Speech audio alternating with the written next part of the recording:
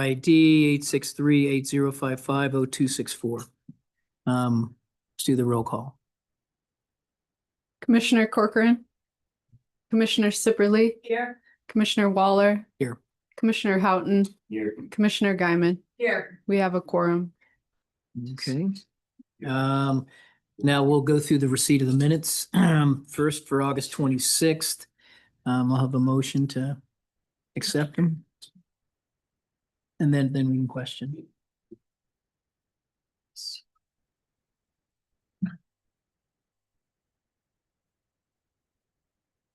Specifically, I move to accept the August 26th. August meetings with one edit. Wait, you need a second first. But if the motion has the edit in it, Well, but then we motion and then we go through. And, okay. I move to accept the August minutes. okay, do I have a second?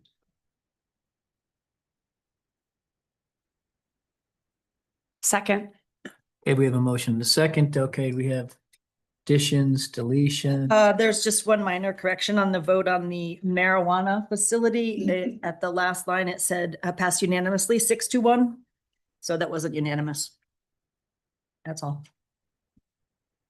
Okay, any other? 6-1. The vote was 6-1. Okay, It was not unanimous. got it. So there'll be, We They have will to be- know our vote following month. I just wanted to make sure we got August correct. so they'll be amended then accordingly. Okay. Okay, any other additions, deletions? Okay, we'll call for a vote for approval of the minutes with the correction.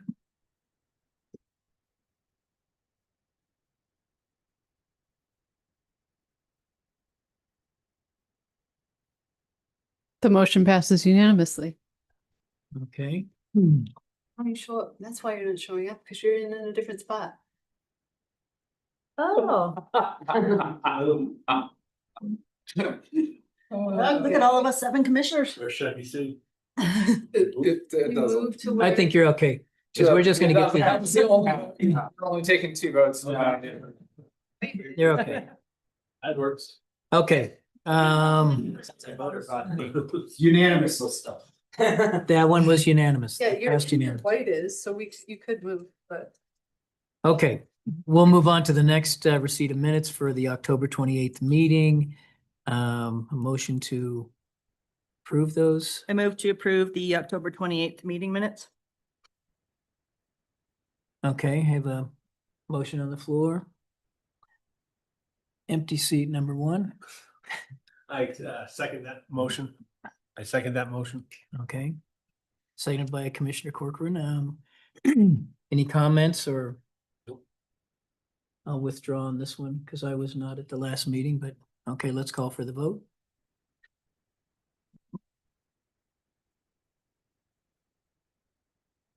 The motion passes unanimously. Okay, thank you very much. Okay, move on to comments from any citizens that are here for items that are not on the agenda. And no one on, I don't see anyone online. So, okay, now we'll move on. Close those public comments. Oh,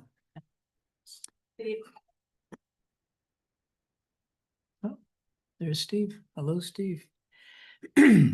Okay, new items, Watkins. Good evening. Thanks everyone for your patience tonight. Tonight we've got an old-fashioned open dialogue work session about housing. So I thought I'd start us off by asking you to take out your phones. You're going to do some voting. So if you all have your phones with you, you can scan that QR code that you see on your screen, or if that's too small, I can bring my computer around and you can scan from there. I did not bring my phone. You want to use mine? That's hysterical. You do? Yeah, I did. Who does that? Mine's always turned off and stashed. Just don't let it, I'll let it lock. Oh, I thought you were just gonna say don't scroll through the photos. No. You see my dog, yeah. Ski boot. Okay. toe pattern. Could you publicly tell us your password? How about I write it down? Is I mean, everyone can- else can- able to Can get I the do QR this code? on my laptop? You could, it just might be harder. to- Or you can just enter it? You just tell me your answer and I'll put it in. This is not top secret stuff we're doing. So was everyone able to get access to it? You did it up on.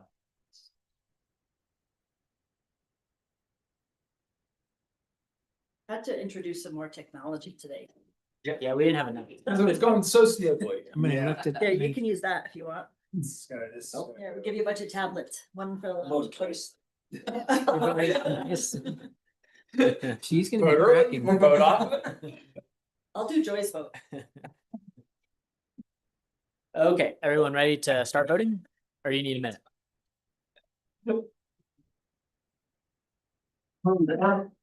So this is gonna relate to the short memo that we had. If you could only pick 2 zoning changes from this list that's here, which are you most interested in? So everyone, please pick 2.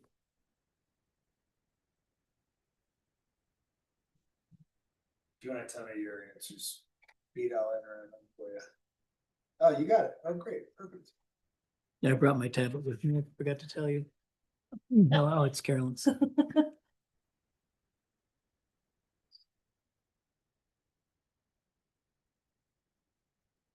How do you? I'll move it. Just hold on. More votes. You can see it in real time on the screen.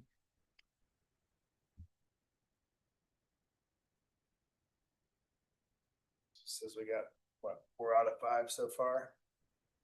5. Yep, and there are only 5 of you. Okay, all right. So density bonuses, looking like it's the most popular. Allowing duplexes in more places, sounds familiar. Commercial to residential conversions. And hotel conversions. Next slide then. So for this one, I want you to imagine you have $100,000 that you alone get to choose how to use, but it has to be used on one or multiple of these things here. So you get to allocate that money. You can spread it around a lot, or you can do 100,000 for one thing. Basically, your vote in that is a percentage, so it goes up by 10% at a time. What is WMRHC? West Mountain Regional Housing Coalition. So that's the regional housing effort that we have.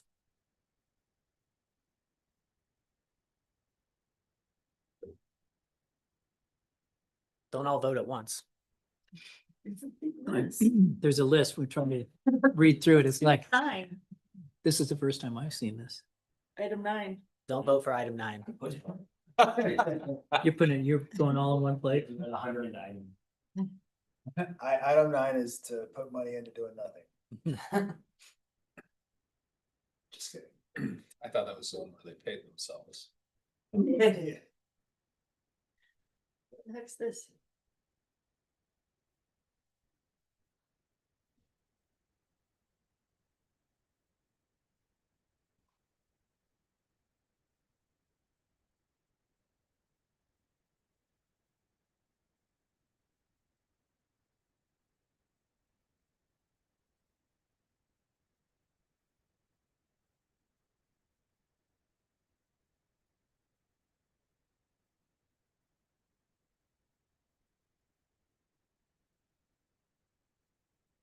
Somebody. I think they didn't hit submit on the. last Okay, and one. I think that's everyone now. So the purpose of this is just, it's a prioritization exercise. It's fake money, obviously. I'm glad you guys didn't ask too many questions, think about it too much. We don't need you to say, well, would $10,000 go further if you did this than the other? That's not the point of this. So the preferences that we see from you all here, employer-based rental assistance, very interesting. Mobile home park preservation, funding regional work, down payment assistance tied with incentives to convert short-term rentals to long-terms, pre-approved designs, housing navigator, and then tenants' rights education. It's very interesting.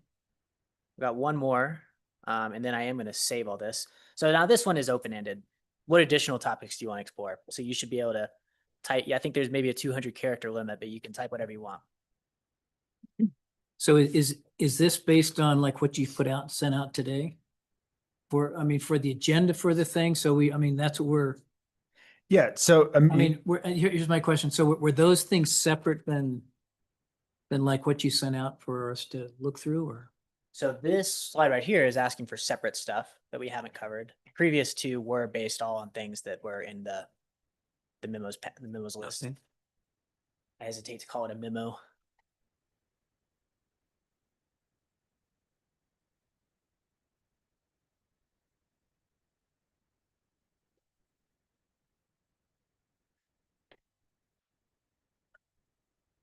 Sorry, but you want new topics that aren't in the memo. Yeah.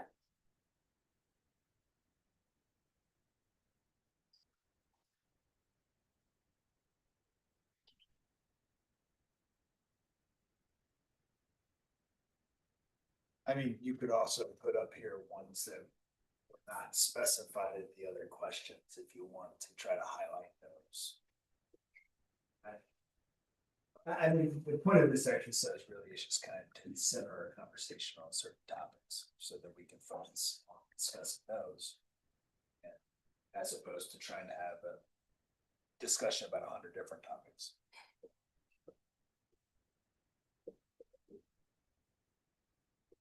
Even controversial, long-term camping.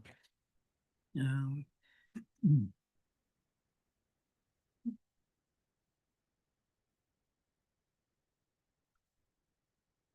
It's like we're waiting on a couple more. yeah, I'm still, And you can, I don't think there's a limit to how many times you can respond to this question. yeah, I mean, we can do, yeah. You Yeah. could have several that you put in. Yeah. Yep.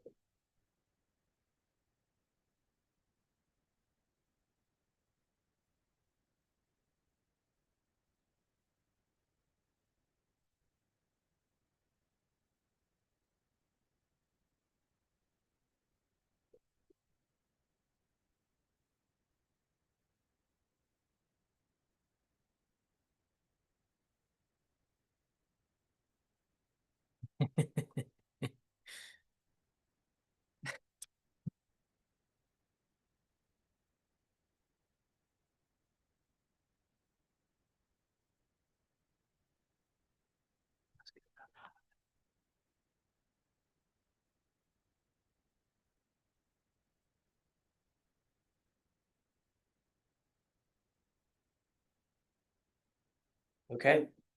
Well, everyone can see these results. So this is very interesting. We'll be saving these. There's a way you can save these and can incorporate them into the minutes if we want. Any last results? Anyone tapping away? I think we're all done. Okay. Well, great. I think this was interesting. Let me stop sharing my screen. And then I think we just kind of wanted to move into open discussion. Were there things from the list that we provided that you guys have questions about? I guess I have a process question. So, so is this information, I mean, are we trying to come up with something cohesive? Are we going to try to come up with like random conversations that then you're going to take random thoughts to council, or what, I mean, you know what I mean? Because otherwise, how do we focus it in on things that we talk about? Because this is like, it's a lot of stuff. Yeah, and I think that was kind of the intent of that exercise, and what maybe it might be easiest for us to do is to go back and see what the highest rated topics were, because we don't want to just throw a large list at council and say, do what you will. We would rather focus on some of the items where we find consensus from this group, and then for maybe at a later date, a code amendment to council, so that you all could request, say, hey, staff, okay, this is great. You've developed this list, you took it back, you did more research on it, you brought it back to us, we talked more. Now bring us a code amendment that's associated with those changes. So we might be having this conversation a couple times with Yes. us Yep. before it goes to council. Yeah, Okay. correct. That I like, that's, And I kind of think that, like, obviously future meetings where we have major land use files that are pulling a lot of the public in for commenting, that might not be the best meeting to tag it onto. But something where there's a simple variance coming up might be a good one. Okay, let's continue that discussion from that previous month. Okay. Keep it going. And then I have one other kind of process question. So, there's different committees, preservation committee, the river there's all these different groups. I thought there was a housing one. And I've kind of been hearing that there's maybe not so much of a housing one anymore, so there's not a committee bubble up that then boils to us. So are we acting as that housing group that's trying to bubble this up, or? There is a housing. So what you're referring to is there used to be a housing, or still is technically a housing commission and a workforce housing fund advisory board. Those are being combined. So that's what's happened. That's the change. So there still is very much an active housing committee. So were they, did they go through and do an exercise on this, or so we're that group? This group for this housing discussion, I think probably what we would do is that we would workshop some of these ideas, but then share it with the housing advisory board, to get their opinions and weigh in on that as we moved it up to council. Okay. So that maybe possibly we would have okay, yeah, WFAB looked at this and they said, no, we like what they're proposing from the planning commission. Let's do that. Maybe in the interim, we have a meeting with WFAB. We share with them this conversation. They say, hey, maybe you should take up this one too, or we've got a recommendation for this. So I think the intent was just, we realized when we had the work session with city council that housing's on the top of everyone's mind. Let's do what we can about it and let's keep talking about it. So one thing that could happen would be that we could have a joint session. I think we've done that at least a couple times in the past when committees have come in and commissioners separately. We can assume that they've been working on these very problems, right? And we haven't, well, we had the update last meeting from where we're at with housing, but not necessarily where the other volunteer commission is trying to guide us. Right. Yeah, and I would say that probably the housing commission, as it used to be, has struggled to have membership. The workforce housing advisory board has been pretty active, but very focused on their role in determining kind of where that 2C funding stream should be targeted, what types of projects, making recommendations and reviewing specific projects that are coming in asking for funding.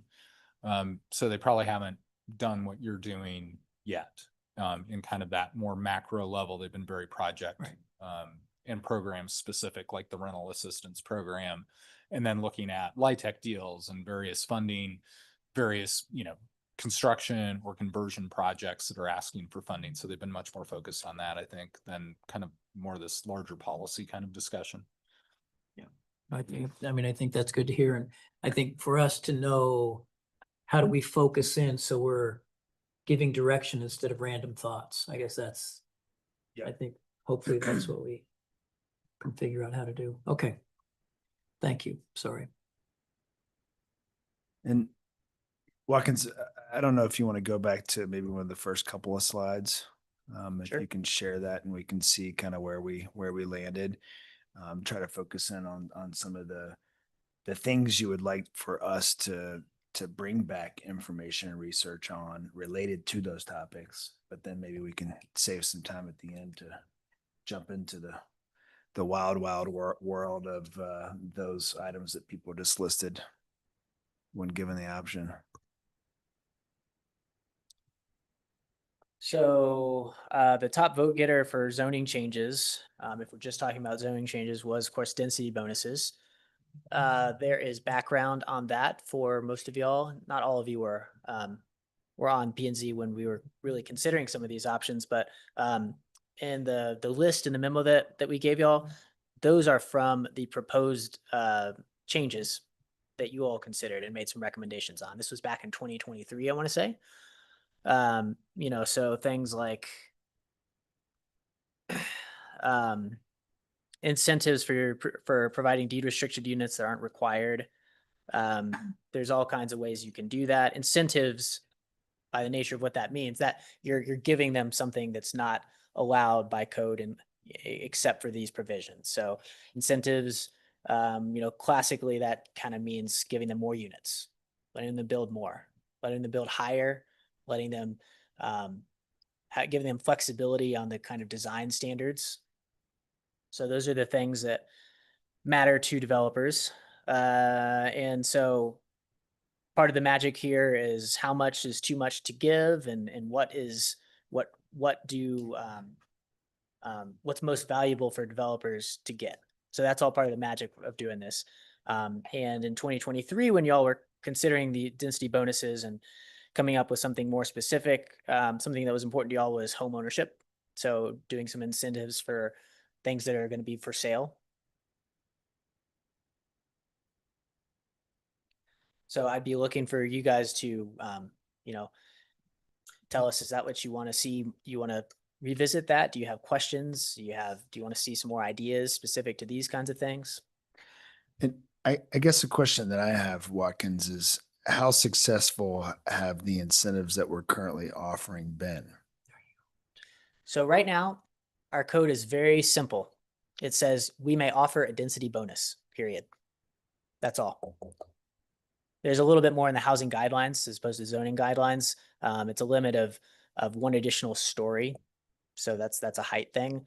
But there's really not much guidance. And so that's not super easy for us to administer, and to be more targeted and more specific in what the density bonus allows. That's really how you kind of get traction in guiding developments to something that we, the city, want to see.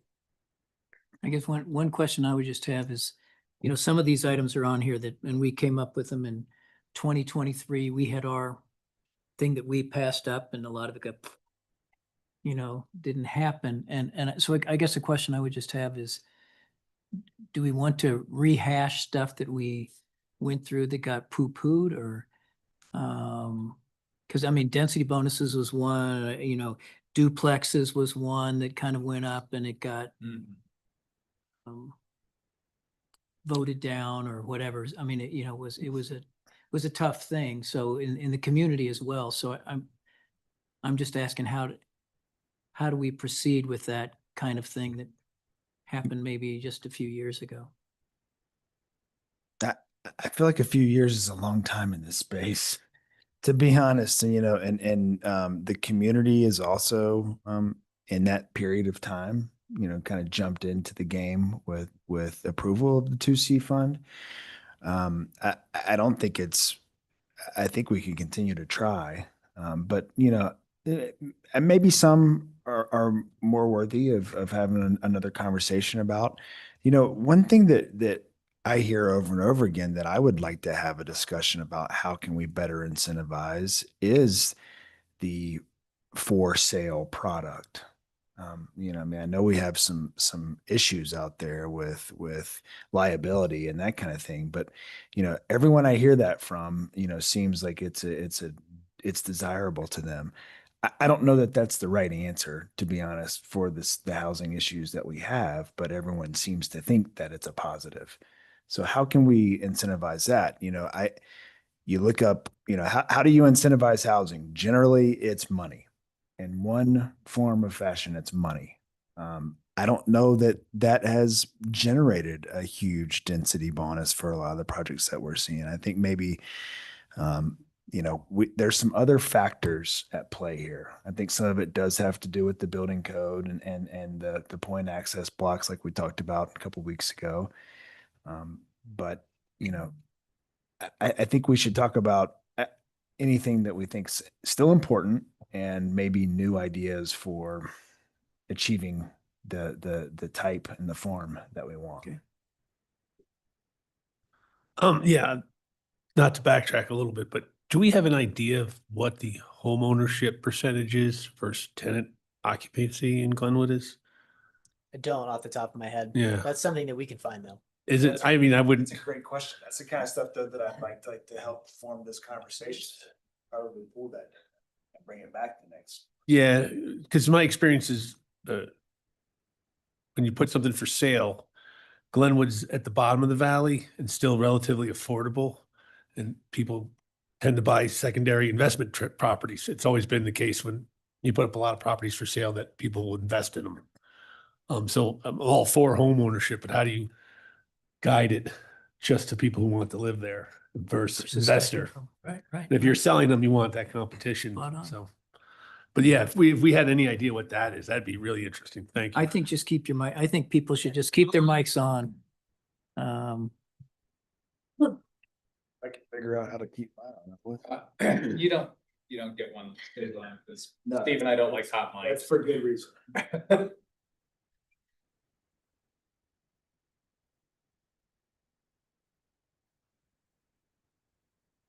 And what, one thing I kind of have too, it seems like we have there's kind of, we have a lot of emotion around for less, ADUs, short-term rentals, that, and when I wasn't at your last meeting, but I was looking at the data and it's, 3% is long-term rent, they were low numbers and then you have the big developments, which are really where you're going to get housing thing. And that's where you're going to, try to make the numbers be better, but they're very controversial, like we just had over Donegan, which is had a lot of good housing things to happen, which really impact the numbers and, maybe like the 300 units, but they're not for sale, but those are the big number of things that really impact versus, and I'm just kind of making a comment here, but then we're all emotional about the ADUs, the 4 or less.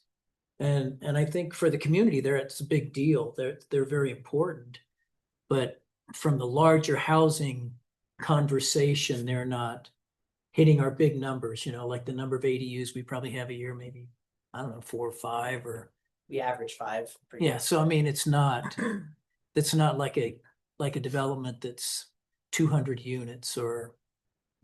Anyway, I don't know if that makes any sense of what I'm saying. And I don't know if we look at how we look at density bonuses or different kinds of things, different incentives. I'm just gonna toss it out there. I don't know what other people think about that. Different incentives to incentivize a larger number. A developer, project? yeah, exactly, for something and and trying to go after that. And along that line, I mean, to get some of the rules we put in place, I think the one that I heard, I think Sumner might have brought it up, was the when you have a large apartment complex of what's the percentage of short-term rentals you can have in there, and it was set up for a different kind of project, and it rolls into that. I mean, so I don't know if there's difference. I don't know if I'm making sense what I'm saying, but I've often wondered, like, how do we get this paradigm shift? Because we do have that problem. You're going to get the greatest solution to the problem from these major developments, but everyone seems to have a negative opinion of them. So does that mean, should there be a focus on advertising campaign, or education. A means to inform folks of, these are the problems, these are the people who these projects are solving the problems for, because there seems to be a real big disconnect between, I think we always tend to want to, it's the up valley, down valley conundrum, as I call it. We always want to blame other people for our problems. One of the things that Jacob in our office shared with us is that, he can track where the folks that live in a BLD or a major development are going every day. Guess what? The folks that live in those units are a lot more likely to drive their cars only to places within the city to work, as opposed to the folks that work in single family homes, who are more likely to drive up valley. So, we talk about, well, we're building that for Aspen. We're not building it for Aspen. We're building it to serve the restaurant that we go out to eat, or the coffee shop that we hit on the way to work every day. So it's an understanding of kind of some of those issues. And then we're gaining the data every day to prove that. Do we have a silly question, but do we have an idea of what we want as a population for Glenwood? Is there a max number? I mean, are we thinking like we hit this number and then we're done? No. Okay. And reason why, we're not very good at doing those kind of studies. And with technology, you could say that each house uses X amount of water and you divide the amount of water you think you have. It's not that simple. Technology changes, we get more efficient at doing these things. Also, as businesses get established and become beloved and part of the community, we need people to staff those. And to say that there are no more people, there are all kinds of knock-on effects that would have economically.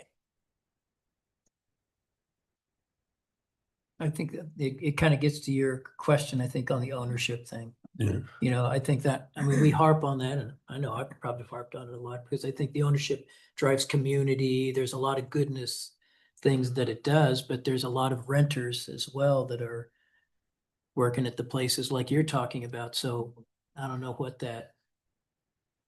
if there's a balance. It seems like though right now we're way out of balance with all of our big new projects that come in are all for rent and not for purchase. I think something you need to think about in all of that though is really attainable housing in this community ever really going to be for sale units at the scale that the population needs? And is it in part recognizing that renters have always been part of the community? And that we really maybe in general need to focus on making sure they feel part of the community, because you do hear community leaders and lots of communities sort of talk about renters as if they're not really part of the fabric of their communities.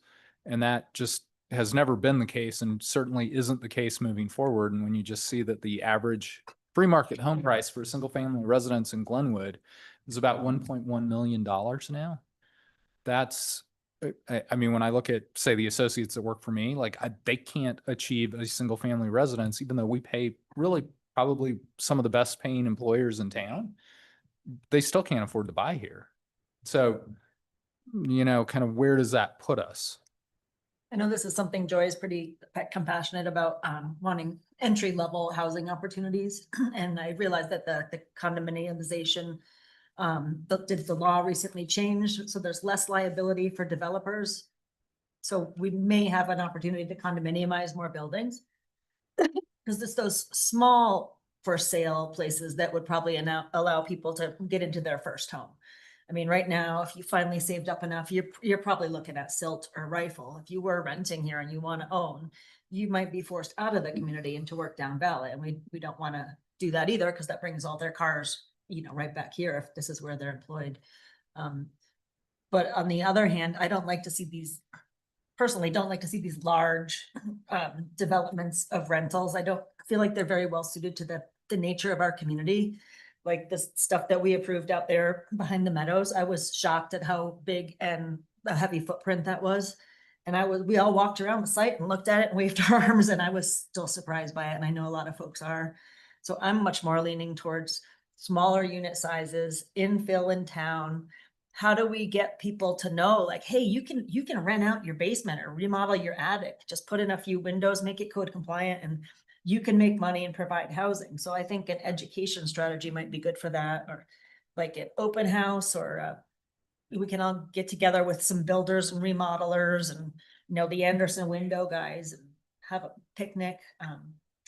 So that people might be more aware that not only can they provide housing for their neighbors, but make some money off it. Maybe the unit sizes are smaller. And just to follow up on two of your comments, and Pat, in terms of the actual number to address the need, we do know what those are. And even with the larger developments, we're still. Is it even feasible to get it was a couple thousand? It was 1,358 in 2023. Yeah. 1,300. Oh, that we added, or what the need was The then? need was. needed? Yeah. Okay. And then it was 2,000 and something over a certain period of time that we Almost, was yeah. in. So we didn't hit that, but just in terms of Yeah. need.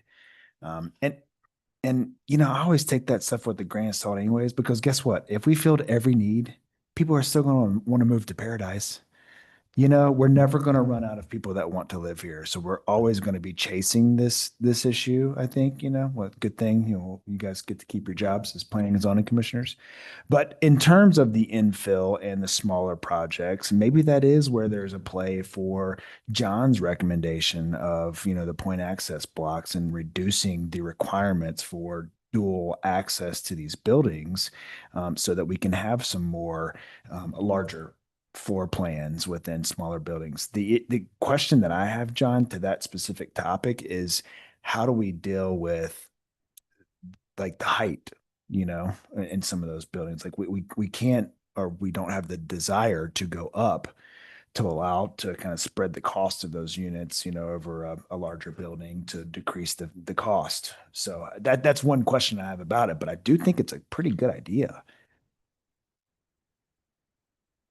Would you like me to respond now?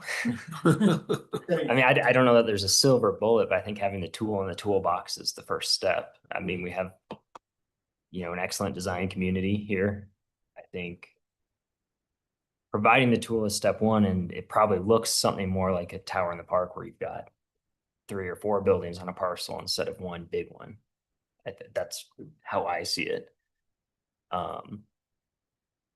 But whether that pencils out is up to, you know, the design build community and what it would take to pencil out. Yeah.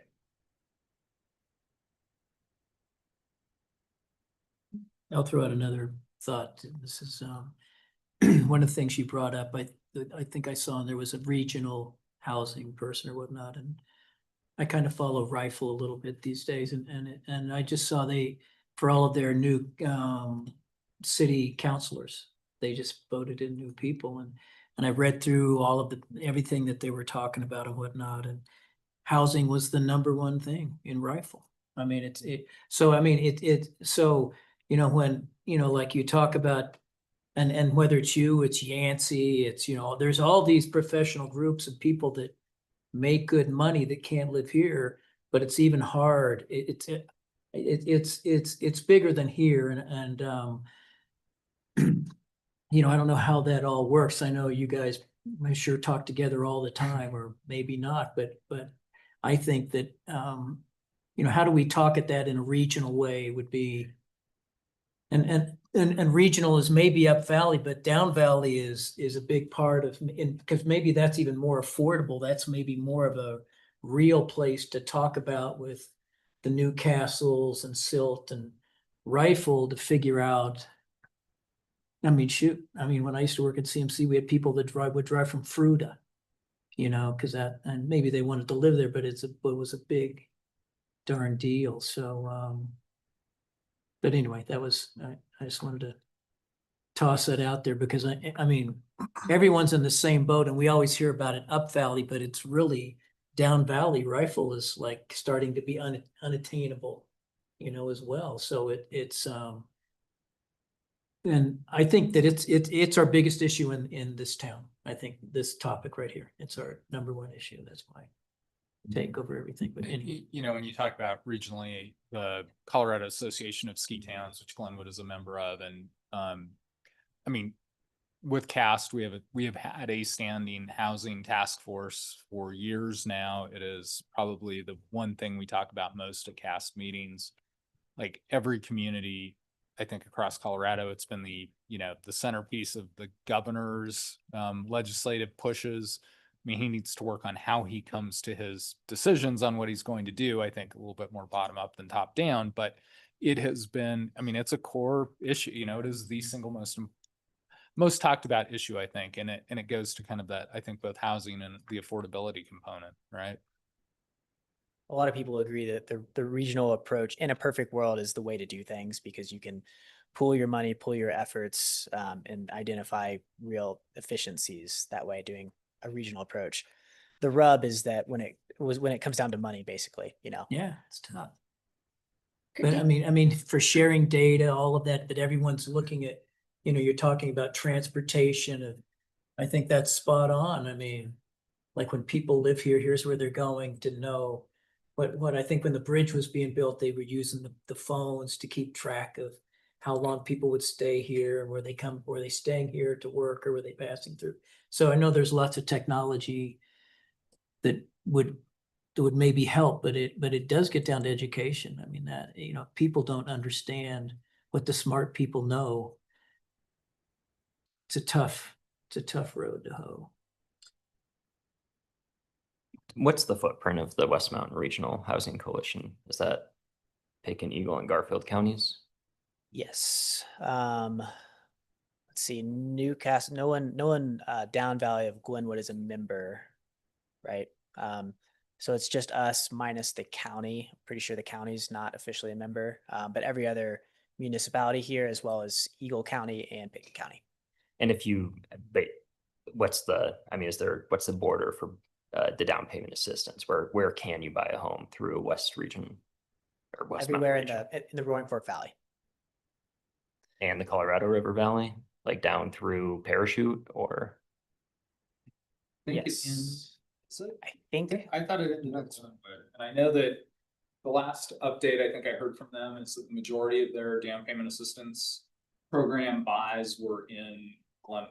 yes. Well, I think it's because even with that, that's Yeah, where you can afford to buy. a right, house. no, and it makes, I mean, it makes some sense, but I mean, just in terms of where money, you know, when council was talking about how much they were going to contribute, they, you know, that was one of the things they were asking about, and it was great when April was in, the director was in talking about it. She's like, yeah, you know, like proportionally, most people are buying kind of Iron Bridge to Glenwood seems to be kind of the area. Heck of a deal for us. It's tough. I mean, it's the problem all over. What do you have to say, Ms. Guyman? I have a lot of knowledge about housing and affordable housing, but you know, in Frisco, they built like a whole development of affordable housing on, I think it was on Frisco, like town land. Yeah, I can actually speak a little bit to that. So I represent the town of Silverthorne as well as the Summit Combined Housing Authority over in Summit County, and they have had, it's going to be 20 years coming up, I think this year, that they have had a dedicated funding stream. They call it the 5A money because that was the ballot initiative, 5A funding for Summit County entities. And so they have over time invested, each one of the communities has invested really heavily. So you have that in Frisco. Obviously, Breck has done a lot. And then in Silverthorne, they have what's the Smith Ranch development, which at some point, if you ever driving through and look it up, drive through it, it's duplexes and triplexes, and some single family, all for sale product. Yeah, it's up Highway 9. And then in front of that or adjacent to it is a LIHTC project, as well as just a deed restricted apartments as well. And so, you know, all of that combined, the town of Silverthorne has probably, between land and direct investments, probably put $30 or $40 million into just Smith Ranch.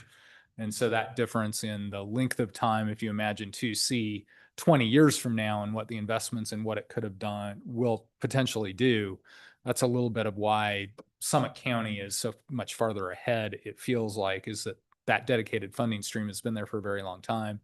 Summit Combined Housing has existed for probably 15 or 18 years now. So it's just, they've been in the game a lot longer. And we have deed restricted properties besides the ones for the good deeds, right? Like in the like when we build, we do. How many do we have? We have a couple, they're in a couple of different pots. One is deed restricted units that were created through our inclusionary zoning requirements. Those are the ones that developers have to provide. There are not so many of those because we haven't had that requirement on the books for very long. But we've also for a few years have had the voluntary deed restriction program, which is where you can opt into it. You get some fees waived in exchange for the deed restriction. And I'd have to look up the exact numbers, but it's somewhere in the order of 30, I want to say. Yeah. In inclusionary, that's, well, I'd want to look up to give you the right number. I just wonder if Glenwood could ever get to the point of building a development that has, I mean, Frisco gives people affordable housing. based on if they live in Frisco, work in Frisco. Yeah, and there again, it's actually, all of those programs, the deed restrictions are all countywide. If you live and work in Summit Summit County, County. yeah. Which is one cooperatively, I mean, to Pete's point, is a really powerful tool they use there, is because they're not saying, well, this is just for Rifle or just benefits Rifle or this just benefits Glenwood. They view it as a countywide, when they're talking about housing and workforce housing, they have been working cooperatively for a long time countywide. And I think that's part of why the program has been pretty successful. Is, where you live and work doesn't have to be just in your town, to be able to take advantage of those opportunities, to be in lotteries, all of that kind of thing. It's not quite so place specific, which is a huge benefit of, the county being part of that and all of the municipalities in the county being part of it. And Pitkin County has something similar as well, no? Yeah. So are we ever gonna get there? And Glenwood Garfield? A ballot initiative was just passed in a huge geographic area Yeah. for childcare. So it's not unreasonable to think that, there could be great regional solutions down the road. Yeah. And if you look at RAPTA, I mean, RAPTA has been around for a long time. I mean, obviously there's some, has always been some challenges extending it to the west, with participation. I think that we may see that change now that Garfield County is pulling out their, some of their funding is being pulled back, or most of their funding, support, for the hogback route, they're going to have to pull back just because of their financial position in the moment. So we have had a number of regional solutions. I just don't know that we have, pushed it as far as other areas have, in terms of housing. But definitely, to your point, I mean, I was surprised that 7A, 7C, whichever one it was, passed. C was for CMC. 7A passed with really good margins, and I think that was great to see, as from a regional standpoint. I think it was fantastic.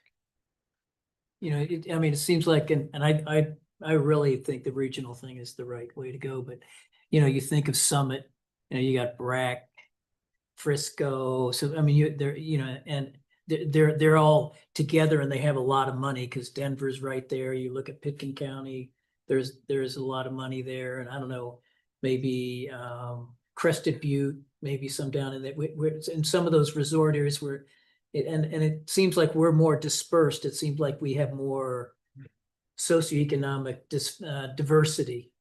And I don't mean it in any way other than it's just the truth of, if you take our county and you go from that district, but it seems like there continues to be more opportunity in that way. And, when you look at, the new city councilors for Rifle, every one of them said housing was their number one thing is how do we, continue to try to work that, to make that, because I think doing it by ourselves is difficult.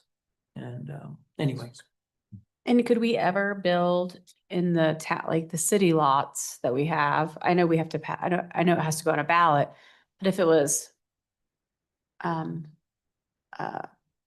deed restricted housing, I don't know.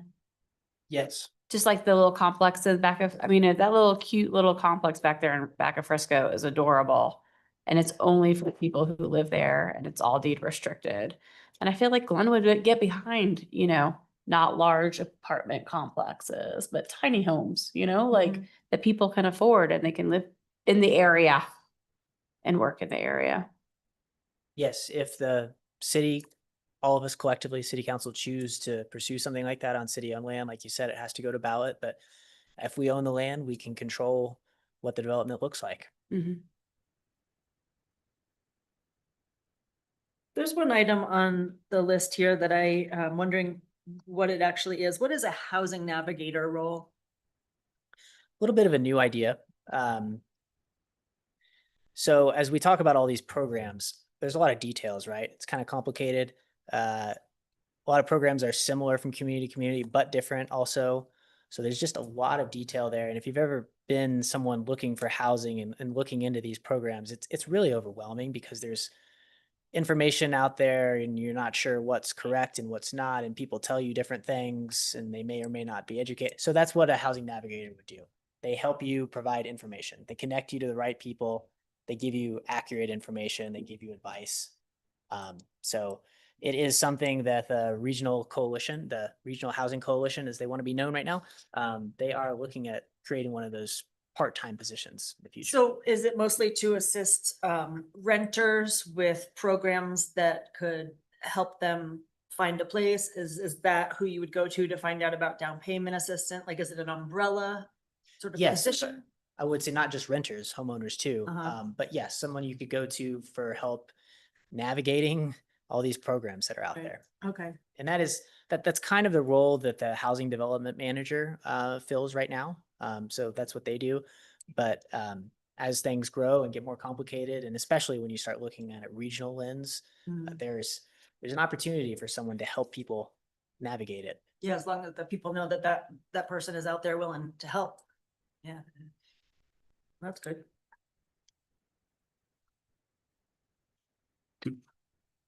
We wear that one out pretty good. We want to go back to our list and see. I've got a couple of. Okay, keep going. Great. So one, like, and I think Carl kind of brought this up, and, CMC is kind of done. I would say has been one of the leaders, right now in doing, housing work, I was gonna say workforce, not work, but for themselves. And I know when I left CMC, we're just starting it. I was working with Summit as well, and when we were working in Breck, and we did a housing project there, that was quite a while ago, and it was impressive to see what they had down in Summit and whatnot. But I guess what my comment is, I know when I've worked with Yancey and hearing exactly the same things that you talked about, Carl, and I don't know how we do this, but I'll just throw it out. I think it's like a maybe higher level navigator person, but how do you get SGM, so, maybe there's a level, maybe Valley View Hospital, maybe, there of our larger, maybe professional employers, people that, and I'm not saying they have more money, but they probably have more money than, Bishop Plumbing and Heating or someone like that. And not to say that those people don't need the same kind of thing, but to try to get together to do some sort of housing for, that type of professional people as well. RE1 has already done, they did their housing bond, and they had housing in Carbondale, Basalt, and Glenwood. And so I'm just kind of tossing that out there. And I know I've kind of talked with Yancey about it some in the past of something like that, but how do we bubble up some sort of consortia or something like that to, it seems like that could be a possibility of. Those kind of public-private partnerships, is that what you're describing? Yeah, in fact, that would be a great thing. And maybe the public part of it is helping with some of the land or that sort of thing to make that go with, but it's with some of the businesses that maybe have more money. And I don't think that there's one solution. There's many solutions, whether it's the small, there's all these different projects, but anyway, I'm just kind of tossing that one out there because I know CMC's been after it. They're really after it now with. Remember a few years ago, we approved the Beckley's development with a bunch of employee housing and I think it was like a high-end penthouse over there near Two Rivers Park.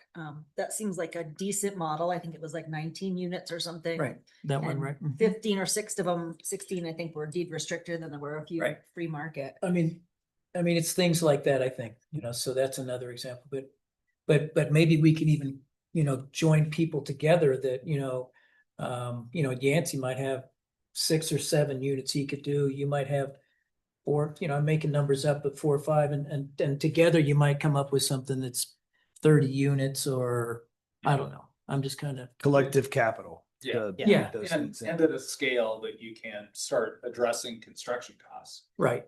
Right. And people are joining together, and maybe you get like, I don't know, but you figure out how do you get funding to help make something like that work. And I don't know how Valley View, I don't know how other organizations play into that, but it's, anyway, I'll just Yeah, throw those that kind out. of partnerships can work. They can bring a lot of money to the table. and benefit the employers, their employees. Just, every coin has at least two sides. So you think about tying your housing to your employer, that has some downsides too. Does. You lose your job, you lose your house at the same time. That's not great. So with those kind of questions, the burden falls on us to create good rules with these deed restrictions, because that's usually how these are created and enforced, through deed restrictions. You have to think really carefully about how much power to give the employers in these kind of partnerships.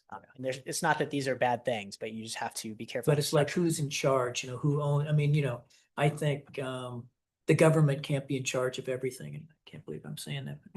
But it's, anyway, I hear what you're saying too, Watkins. I think that's a real thing. And that was a problem with, I know, the RE1 housing, with some of the teachers leaving RE1, and then you lose your house.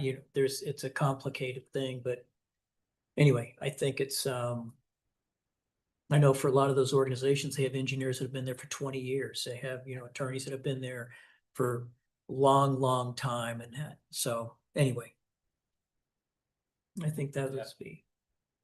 Yep. You can drive yourself crazy trying to create the perfect program. Well, there's not the perfect program. I think you do the best you can. Yeah. And in the end, you end up saying, I wish we had just had a housing market where we could just afford. And Yeah, but that's Sometimes. not happening. I had one other one. And I think a couple of people have kind of brought it up, but is the and you were talking about it earlier, the for public lands, that we have to put housing on. Again, another controversial thing, do you put like a greenhouse there, or do you put house, it's complicated. The Confluence Park, we haven't talked about it, seems like, in a long time, and there was a huge amount of work done on it maybe 10 years ago or whatever.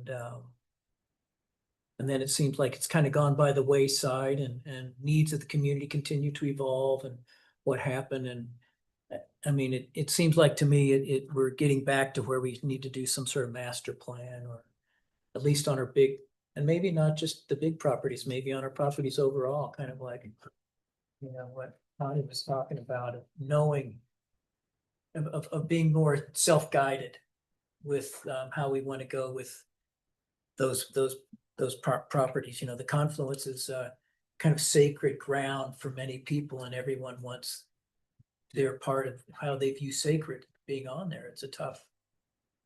well, we do still, the 2017 conference plan still exists. We do still use it. Yeah. We have referred to it recently. So here's a question, I guess, as we have talked through this, and a lot of expression of, like, creating for sale units, in particular, and smaller scale. I guess I would be curious from your standpoint as, members of the community, recognizing that there's a requirement to go to an election to do housing on city-owned property, or to sell that city-owned property. What do you think the appetite in the community and the people you talk to is around, if those were small scale for sale units? Does that change how the community views housing, or that type of housing? Like, how does that fit in for you and the people you interact with around that? Are you suggesting that the city builds small scale housing on city property and then sells it? Yeah, so if instead of No. proposing, Like a yeah, deed of course, But like deed a restricted for sale. deed restricted for Deed sale. restricted, So absolutely, it's yeah, affordable housing. affordable housing, but that it would be for sale units on, and at a scale, because one of the things I've heard everybody talk about is that, like, when you look at the large scale projects, that doesn't feel kind of like where you guys are maybe at, or maybe the community's at. But I'm really trying to dig in on kind of what your thoughts are on, if you took a parcel that maybe 10 units could go on, if those were all deed restricted for sale, how do you think the community would react to that in terms of a ballot question, is really what I'm getting at. Depends if you build another grocery store. I will tell you, I'm going to be really blunt about the grocery store. You guys need to get really used to what you have. I have been trying to land grocery stores in communities for 20 years. and that market is getting harder and harder to do. Part of it is because we're at the end of the road. Part of it is because the number of people that they want to be in the market for it. So unless you're willing to subsidize, say build it, subsidize it, guarantee some profits, you're just not gonna magically get one to show up. I mean, I literally tried for 20 years in probably 4 different communities to land a grocery store, and they just aren't turning up because the market's not there for what they're looking for. There's a page on the Trader Joe's site where you can request a store, and make sure you point out that between Eagle and Aspen and Rifle, we got 40,000 people. Yeah, part of the issue for us, and I will tell you, is that because you have to get that, you don't want to deadhead your truck, right? You want to have it on a loop, you want to have multiple things that you're taking it to. And so just, if you don't have that as part of the makeup, it is just very difficult. And I will tell you, like trying to find another one in Summit County, an alternative to the city market, much like what our situation is here. That's a great, you're off I-70, it's a great location, it's a ton of people, all that kind of stuff. There's not an appetite to bring in that kind of investment. If you want to pay enough, you want to give enough back in terms of sales tax dollars and land and money for the building and all of those kinds of things, I'm sure you could eventually get there, but it's just not it's not for lack of trying that we don't have a grocery store in town. So I would say that our community, in my opinion, would probably be preferable to smaller houses if it was going to go on a ballot, and not to sell it to a big corporation and have them build the houses. I don't know financially how successful like Glenwood could be in that, because I would think that if you get the land for free and you pony up the money for the houses and then you sell the houses, then isn't that income placing the building of the houses? And they're probably cookie cutter, so you don't have like a bunch of designs. I think Glenwood probably would get behind something like that more than if you sell the land and have somebody else build something and then have some of the properties deed restricted. I would think that Glenwood would want to have a piece of the properties and make sure they stay affordable. And you say smaller unit, you mean like smaller floor areas, what you're talking about? Yeah, like, more of them, but not density wise apartment complex. I think Like 10 to 15 units as opposed to 100, or Yeah. like a 600 square foot apartment as opposed to 12, or both. I think little single family tiny homes, I saw something when I was getting back at CMC, but in Summit that, and I don't know, you probably know, Carl, what happened with this, but they were doing a development on a large property. It was just between CMC and Breck. And they were doing, it was a development where it was more dense in the middle, so it would be more like condos or that sort of thing. And then it got into single family, less dense as you moved out, but it was a long-term project. But it was trying to make affordability for different people on a deed restricted kind of thing of what people could afford. It's kind of like when you talk about kind of minimization, I think it's good, but it's maybe not, maybe you have a young family you have 3 kids or whatever sort of thing. And you want a small single family, or I don't know. I'm just. or like the little houses at CRMS. Have you seen those houses at CRMS? Just like a nice livable size that you can afford. Yeah.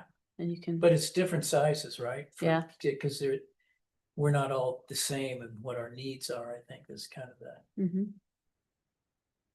What do you think, Pat? What do you think about that? Well, the easiest way to, Pull your mic down there. I guess the easiest way to drive down property values is crime, blight, and chronic unemployment.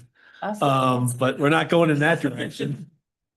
I'm sort of a curmudgeon when it comes to this.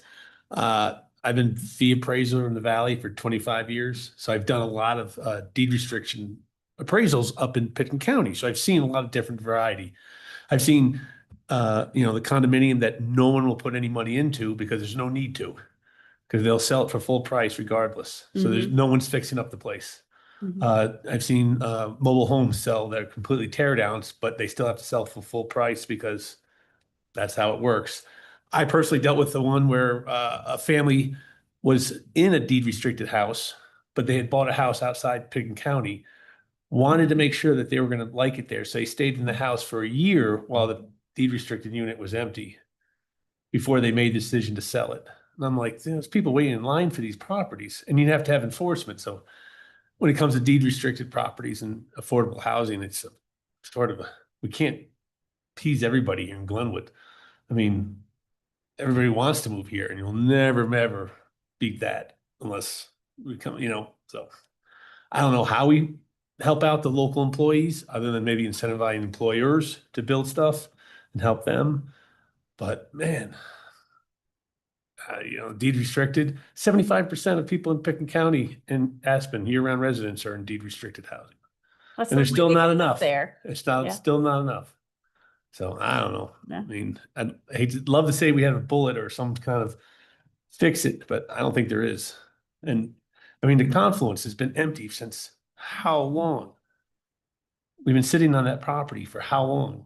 No one's built anything, nothing's gone up. I mean, I don't think the city's in a position to fix stuff like this. So I don't know. Sorry.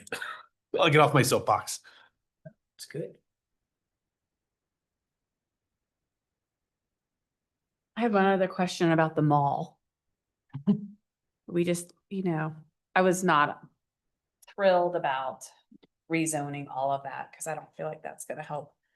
I felt like it helped one person, the owner, but I don't feel like it helped the rest of us because he didn't have any plans. Now he just has property that's worth more money and he can't build housing on it. I think we were all really excited that it could be some density housing, and now he We just has, knew it couldn't be housing because of the Ross lease, I know. so I don't shop there anymore. I never shopped there. But it's a big piece of property. That would That could be be- a lot of housing, Mhm. and now we've changed the zoning. Have we had any sort of applications for any sort of thing to go in there with the rezoning? I mean, just No, feels like, there's rumors of conversations, but no specific details. Yeah. So, I mean, maybe some hope on the horizon. So John, you've been kind of quiet here for a little bit. I'd your take. I'm only here because I live in multifamily housing, right? The entire time I've lived in Glenwood Springs, I've lived in multifamily housing. I can't afford a single family house. Mhm. So to completely write off condos, apartments, townhouses, I think is well, obviously personally I'm opposed to it, but I think it's a tactical error. And I'm not saying we're writing it off, I guess, but like to downplay the economy of scale that you get when you build multifamily housing, it's not even close building single family homes to even a duplex, right? So, I think it probably goes back to education. Like if we can't both have our priority be, we want more cheaper, affordable housing and only single family housing. So I don't know how we get to a happy medium, but it feels like we want the unicorn that doesn't exist. So I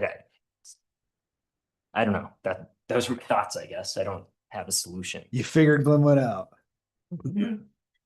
I absolutely see the value in apartments and condos and townhouses, whether they're for rent or for sale. I mean, being for sale, they would probably be closer to starter home, reasonable, like first home, opportunities to keep folks in the valley.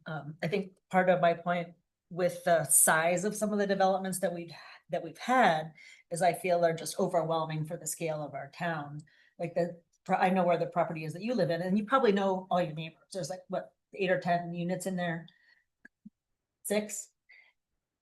I like that size for the neighborhood, and then it doesn't have so much of a demographic effect on a neighborhood, like say it's really high end and you've got a bunch of sort of trailers around, you know, it can still offer the mix of housing that we're trying to go for. But and as a way to compromise and looking for the unicorn, maybe a tiny house could also be an entry level purchase. They're gonna have to scale way back, but if you want that yard, you know, that's what you've gotta do. You gotta get rid of all your other stuff if you want to own your house, and it's gonna be small. So I think a combination of those type of things might get us a little closer to our goals. So one of the things Trent and I had a brief conversation about, Trent's now like, oh God.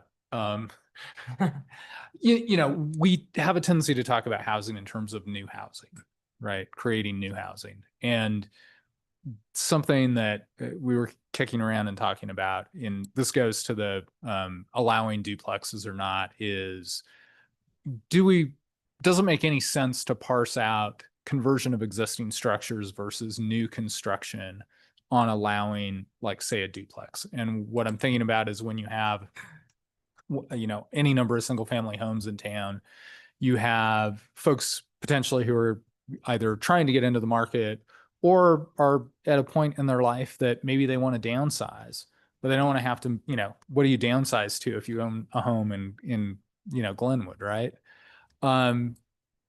Does it make sense to, when we're not talking about a tear down and rebuilding a duplex, but of dividing up, you know, creating some incentives or creating some kind of a program around converting existing single family residences into duplexes or condos, or allowing that to occur to allow a new purchase opportunity? You know, and really you're not changing form and scale in a neighborhood necessarily, but is there something in that that makes sense? Because I think so often we just focus on new construction, right? We're always focused on what does it look like when we put up 6 new, you know, a sixplex, or, you know, 4 new duplexes in a neighborhood. What does it look like if we're really talking about converting maybe a single family residence into a duplex so that 2 people could have ownership instead of just 1? I think that would solve a lot of problems. We just got to get the property owners on board and you know, have them evaluate their properties and see, you know, what they could do with them. But in general, I think you're walking through the neighborhood, you'd rather see a house being remodeled and converted than torn down and rebuilt. I know this has happened in my neighborhood, and it sort of leaves intact the existing historic fabric that we so admire here. But how do you reach those folks and let them know, you know, that we're here to help guide them redevelop their older property? How can we incentivize keeping those homes out of landfill? You know, it's much more efficient to save an old house than to tear it down and build a new one. How can we reach people and get them excited about those opportunities? Is there a funding mechanism? Is there education and outreach? I certainly think it's worthwhile as well, but I just don't, I mean, not to be negative Nancy, but duplexes have the highest parking requirement per unit, and I would imagine parking would kill the majority of definitely downtown projects. Yeah, and I think that's someplace that you guys would have to, I mean, you know, it may be an area where you have to give on, right? And there again, we're thinking about downtown. I think about my neighborhood, like I live over in, you know, West Glenwood. There's a lot of really big houses in West Glenwood. And those houses are right, like in that top end of that demographic of how much do they cost now, and, you know, what might you do with them? And so I think that, you know, when we're thinking outside of the downtown core, if we're thinking over in the Red Mountain neighborhood, if we're thinking about, you know, the South, you know, the Polo neighborhood, if we're thinking, there are a number of places where sort of conventional, you know, 5,000 square foot lot, house on it, like, are there I don't know. I mean, are there opportunities there? And I know it's something that we're talking a lot about in other communities as well, about like, how do you create more with what you have and scale it so that people can afford to be there? You know, downtown is always going to be really tough, for a wide variety of reasons. Tight lots, already very dense, tough parking on some streets. You know, I I live down, I spent a couple of years downtown as well in the last 3. So I've got a pretty good sense of what that feels like too. To me, I mean, I think it seems like if you were going to do that, you would have to have a focused effort, maybe from community development or from someone. And I'm thinking you pick like Polo, which is, that's the place I aspire. A lot of us aspire to end up in Polo. The soils are good, the land's flat. I mean, it's all those good things. It's all about me. Yeah, but I mean, do you focus on, because it's kind of like what Carolyn was saying, how would you go out and educate people, and maybe you pick a neighbor, a community in West Glenwood, maybe some of that's in the county, but to say, hey, we'd like to have a community meeting of our area and just kind of roll out something that we think we could do. And we have some funding venues that are available, that if anyone's thinking about this, we can help you. And maybe that's the navigator person or what, but, because I think, if you just kind of throw it out there, it seems pretty darn tough for people to try to do it on their own without some education, prodding kind of thing, and I mean, I don't know how many people would be up for doing it, because it also sounds kind of daunting, I mean, somewhat to, I mean, I think of taking my place, but I mean, you think of a lot of houses, and you have to be creative of mind of how do you do that and how do you split it up kind of thing. But I mean, it sounds like a good idea, but you need to, I think, have some sort of programmatic focus on it. Yeah, and I think really where it would, I guess where we're talking about it in a couple of other places is like, do you allow an ADU to be condominiumized, right? And if you're living someplace and you have an ADU, in theory, that could be a separate ownership interest, right? And so I think that's kind of where the genesis of it was like, how do you take, how do you utilize that? I think that's good. And it could be open-ended, where it could be, these are options of things you could do that yeah. I mean, I think a lot of the things that I'm hearing are kind of centered around that. Simplify things, make things easier. Maybe who cares if you have 2 kitchens in one home? I mean, just those type of conversations maybe are worthwhile. That and the other piece that I feel like we can put all of this into as an education kind of campaign. There's a lot of houses that people who don't live here own. I mean, with down the street from me, I see these people there maybe 2 weeks out of the entire year. I'm like, I mean, yes, it's their right, but can we encourage them to rent it? I mean, can we Incentivize. charge them? There's another one right behind my house. All the utilities are on, the heat's on, the water's on, the place is hoarded up to the ceiling, and you can't even walk through there. So obviously no one's living there. They all had to move somewhere else. Like, what do you do with those people? I mean, there's a good 3 or 4 bedroom house sitting there not used. Yeah, I mean, one of the things, and I think CML, Colorado Municipal League, is picking this up from CAST to talk about is the idea of whether you call it a vacant home tax or you call it a sales tax equalization, recognizing that those homes require services, require police, fire, all of those things to be around, even though nobody's living in them. So one potential bill in this legislative session will be centered around providing that for statutory towns and cities and counties to be able to at least ask that tax question under Tabor. Obviously, a home rule municipality like Glenwood could do that now, but it's picking up a lot of steam. Steamboat's talking about it, Crested Butte's talking about it, a number of communities are, because of exactly that. There is housing available that is not being used. And so how do you either make up for that fact so that you have a revenue stream to do something else, or make it feel a lot better to maybe have somebody in there 6 or 9 months out of the year rather than pay an enhanced tax rate just so that you can have your empty home and use it 2 weeks a year, 4 weeks a year, something like that. So it's definitely that the empty home thing is a big one for a lot of communities, especially in resort and quasi-resort areas. that are, Glenwood is reasonably affordable to buy a second home in and leave empty, right? So, which is crazy, but it is. Compared to Aspen, yeah. What drives me crazy whenever there was a house for sale on our block, it always was bought by somebody not from here. And then not lived in by those people, either renters, which I like renters. But or short-term rentals, which I guess we need that for tourism.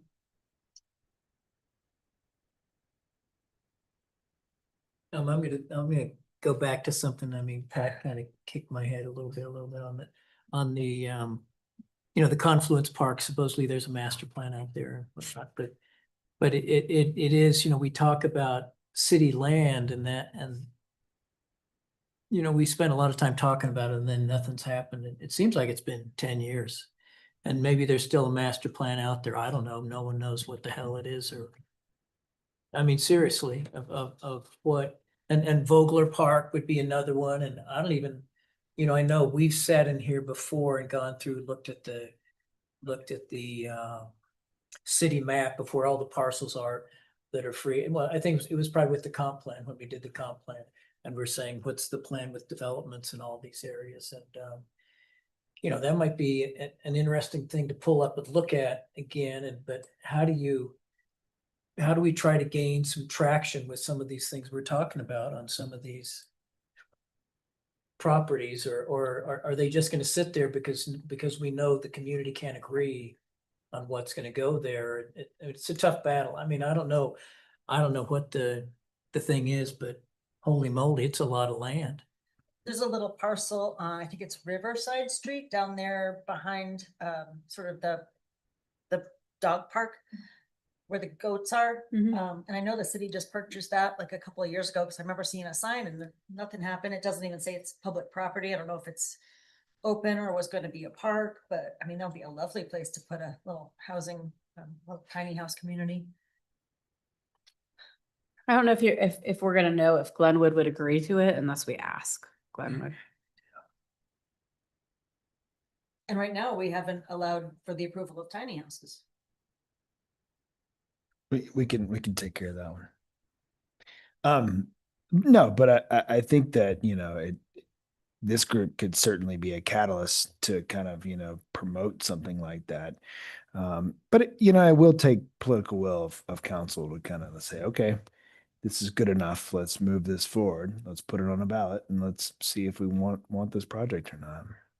I mean, there's Just been a couple continuous nice- word. Yeah, there's been a couple, the Benedict, that went in, and I know that wasn't on city land, but I was kind of struggling with that sitting in here, of that being built there, and I think came out to be a nice, from my perspective, came out to be a nice thing. And even though the Habitat one is like, seems like someone, I don't know, they left. killed some people or something. They're not working there, but I mean, but I think I mean, there's a lot of little places like that aren't necessarily big projects. That are things that we try to promote to make that happen. And both of those projects are affordable projects. I think the Benedict is, I've just heard talking to some people who live there, I think it's awesome. And so anyway, I know several people have talked about some vacant land that we have, and how do we gain some traction. And it doesn't need to be always a big thing, but the Confluence and some other, those are big properties of how do we maybe pull something off for housing, or shoot, I don't know. But A little bit of the elephant, right? Like, none of these, I think so often we're trying to hit it out of the park and solve everything. And Right. all of the ideas you guys have talked about, if you do 3 or 4 units that way, like all of a sudden it starts adding up to making a difference without changing that core fabric of the community. and that could be like, you were talking about the public-private partnership kind of thing. That could be anyway, I don't know. Yes, and with something like the Confluence, the two sides of the coin are one, it's you have to have the ballot measure, and there's a lot of uncertainty, and that's hard. But the other side is that you have certainty of process and timeline. We would set it up in a way that we would plan, this is when it's going to be on the ballot. And you probably want to do it for a big like presidential year election when there's going to be a lot of turnout. So you know that going in and you can work backwards from there and plan it well. Which is pretty soon.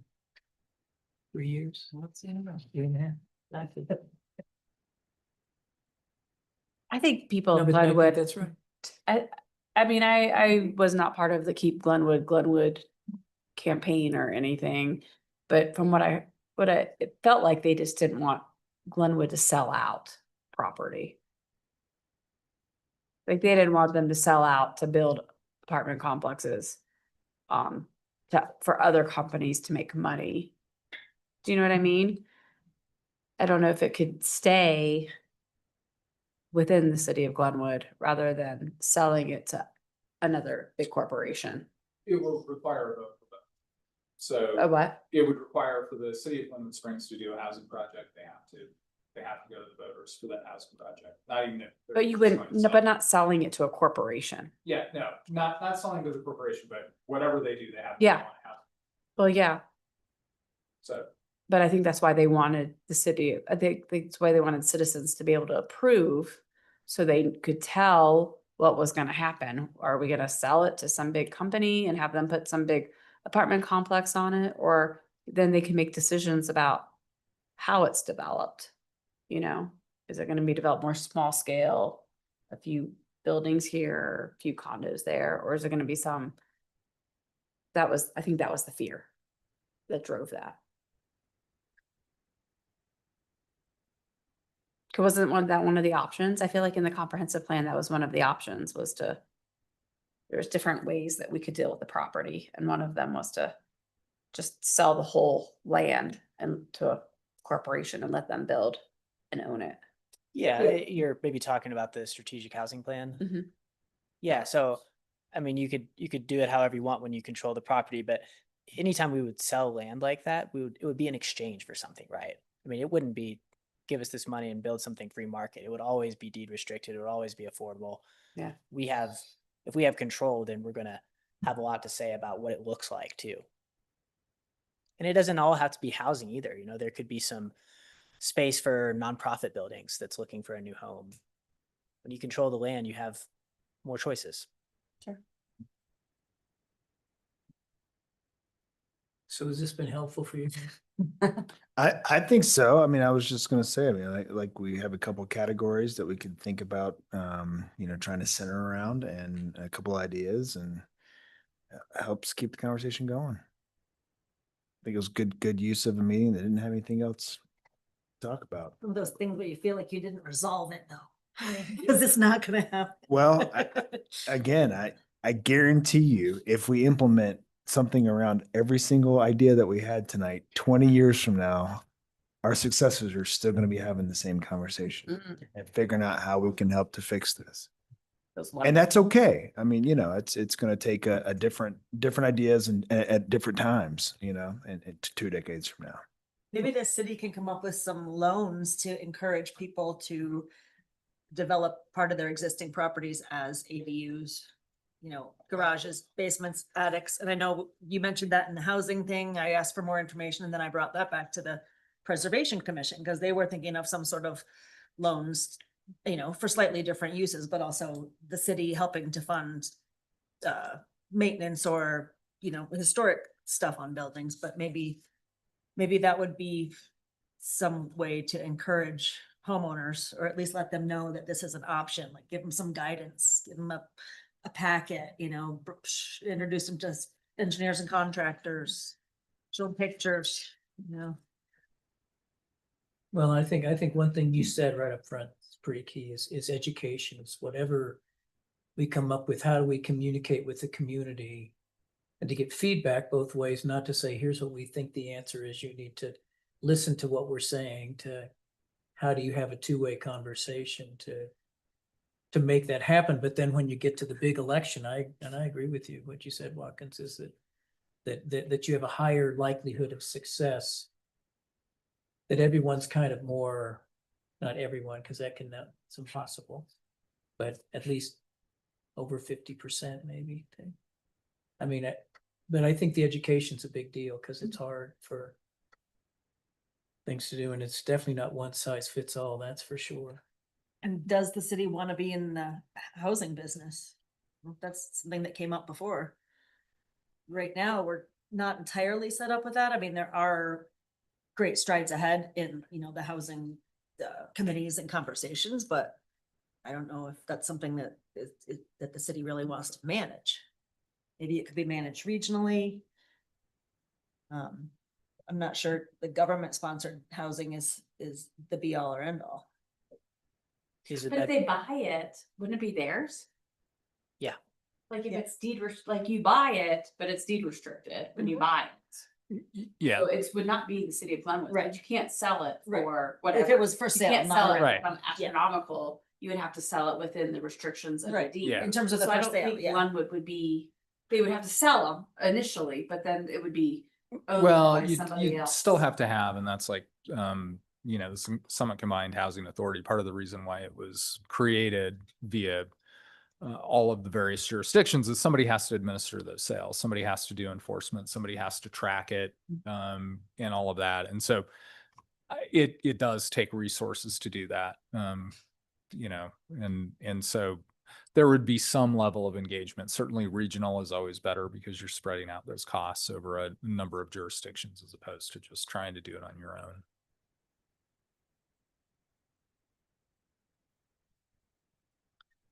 So my parting words for tonight, if I may, is that no one except for Steamboat Springs has a silver bullet to the housing problems that we all have. So the solution is to do lots of things and do what you can.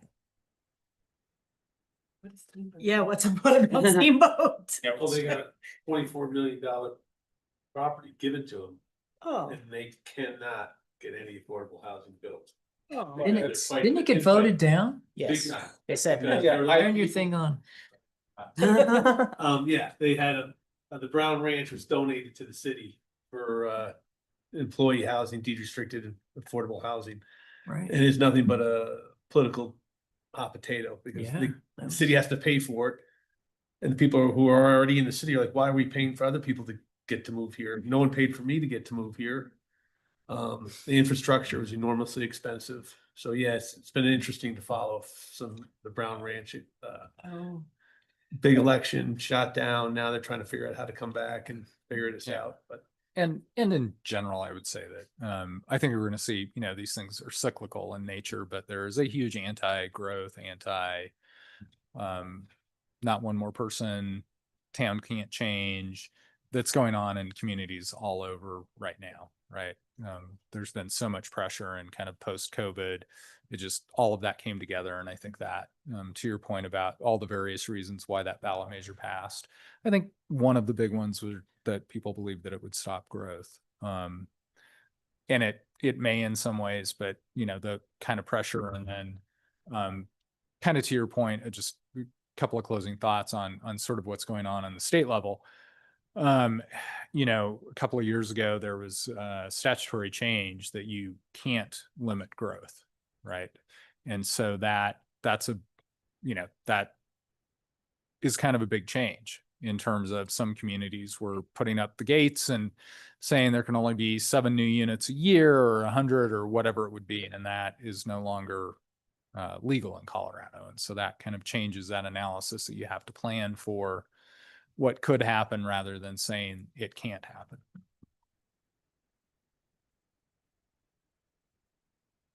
So we finish with this topic.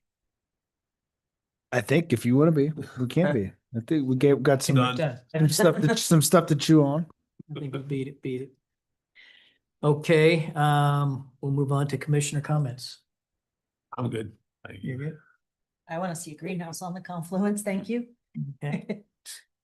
Do you have any? My parting words just highlight the regionalism. That's where a lot of our efforts need to lie. Okay. Director. Nothing else for me.